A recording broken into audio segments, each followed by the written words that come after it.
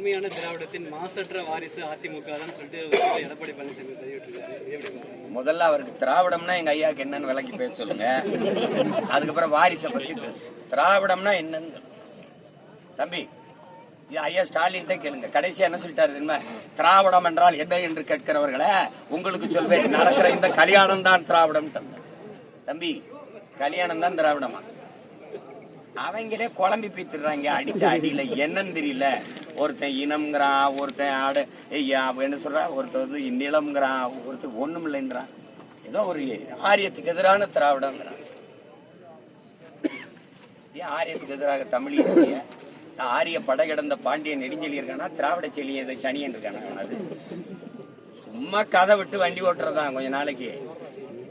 அதெல்லாம் தமிழ் இளம் தலைமுறையினர் அரசியல் தெளிவு பெற்று விழிப்புணர்வு பெற்று எழுச்சி வருதுங்கிறத கவனம் பண்ணிக்கிட்டு பேசணும். கேட்கறதுக்கு பதில் சொல்ல தெரியாது. திராவிடம்னா என்னன்னு ஒரு ஒரு ஒரு ஒரு முடிவு வர சொல்லுங்க. இல்ல வாட் இஸ் மீன் பை திராவிடம்? என்ன அதுக்கு விளக்கம், என்ன டெபினிஷன், அது சொல்ல சொல்லுங்க. நான் சொல்றேன், தமிழர் அல்லாதவர் வாழ்வதற்கும் ஆள்வதற்கும் வசதியாக கொண்டு வரப்பட்ட ஒன்று திராவிடம்.